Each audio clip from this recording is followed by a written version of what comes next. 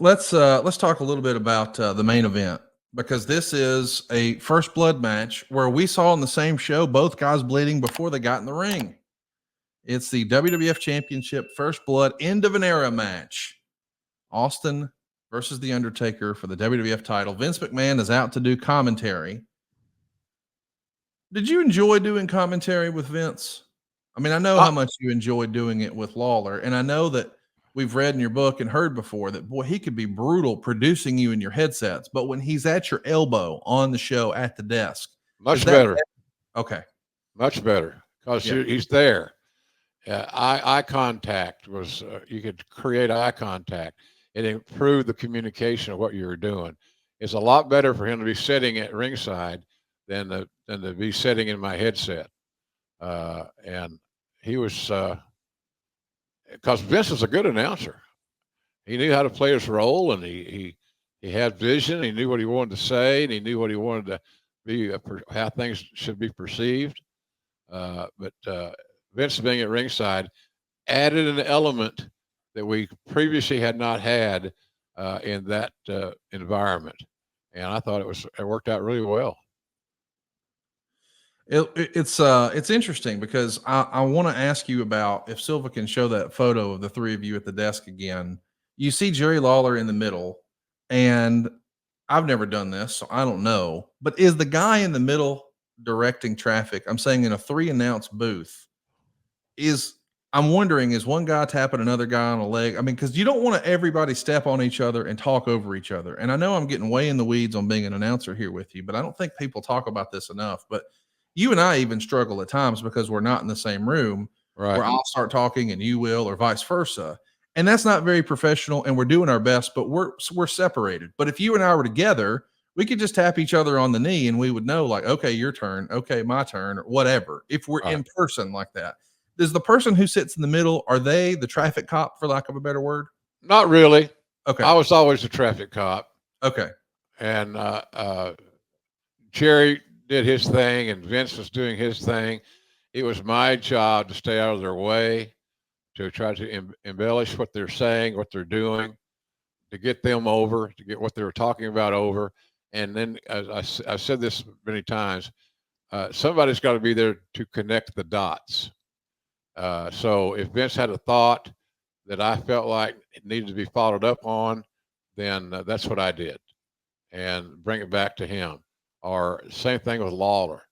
Lawler normally was a more comedic, one line type guy, and but it seemed to having Vince at ringside, I thought worked pretty well, better than the headset, much better. It's a whole different ball game, much better than the headset. Let's talk about the match. We got a heck of a match here that's going to go 3 3/4 stars. Austin's going to make a comeback at the end, and he's going to go to shake Vince's hand and give him another stunner, and the show goes off the air. It's um it's a fun match. Triple H is running in. Everybody's beating on each other. They've all got tape on their head from where they were bleeding before. Shane McMahon is here. But as long as Austin's getting his hand raised and he's the world champ and Vince is taking a stunner, we're sending fans home happy. We don't have to overthink this formula, right? No, no, hell no. Don't overthink it. Give the fans what they wanted. They wanted to see Austin as a champion. They want to see Austin win, and we gave them that. And of course, then the inevitable. Austin gives a stunner to Vince, and people love that. I thought we checked all of our boxes in that match. There's no doubt we did. It's a fun match. I would encourage you to go out of your way to see it. As I said, it gets 3 3/4 stars. It's heavy on story, but just seeing Austin and Vince do their thing again here is super fun. It never got old, Conrad. It just never got old. Their chemistry was just amazing. It was obvious that what the fans wanted, and if you're a smart marketer, a smart promoter, you seek out those solutions of what does the audience want. Well, the audience wanted to see Austin and McMahon has some physical interaction, and we provided that. It was good stuff, and I thought Austin and Taker, even though I mentioned earlier, their chemistry was so based on what they both have said. It was just, it was tough in that regard. I'm sitting there watching with Lawler and Austin and Taker. They had blood, they had violence, they had intrigue, all that stuff. So it seemed to work out pretty damn well. Of course, Austin's win here is supposed to guarantee that Vince McMahon will never appear on WWF television again. And that lasts, of course, for a few months. Never say never. But do you think at that point it was time to give the Mr. McMahon character a rest? We had so much for so long at that point. Is this one of those "how can I miss you if you don't go away" type circumstances with Vince on Might camera? be. That's a good point. Might be, Conrad.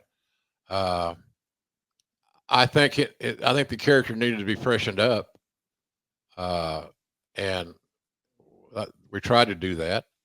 But the fans, it was hard to say that the fans got overloaded with McMahon and Austin. It was the greatest rivalry, the greatest duo rivalry that I think we ever had. So it's hard to say, well, we're not going to do that anymore. Yeah, but it's working. People love it. And at some point, you got to put a bow on it. And that's what we did. We might have put a bow on it too prematurely, too. That's an arguable point. Well, the next night of professional wrestling is huge. Of course, this is a Sunday night pay-per-view, so we're going to be back to back with the Monday Night Wars. We're going to talk about that when we cover SummerSlam 99 in the coming weeks.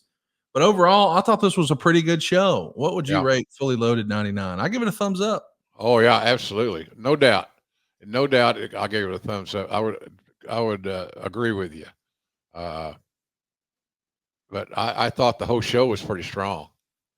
It was overbooked. We had too much. We had titles that were cold, that didn't help the cause.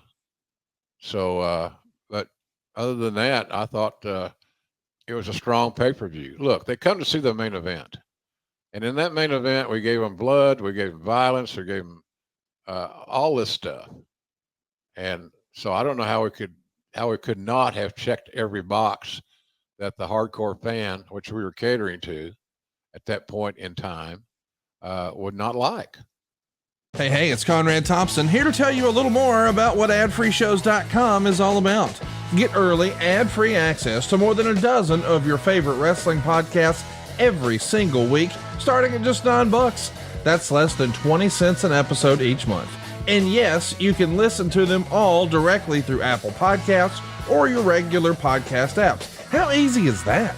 Ad-free shows also has thousands of hours worth of bonus content and docuseries like Title Chase, Eric Fires Back, Conversations with Conrad, and The Insiders.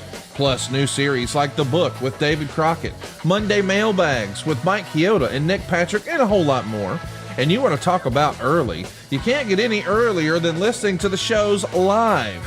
You can be a part of the live studio audience as we record the podcast.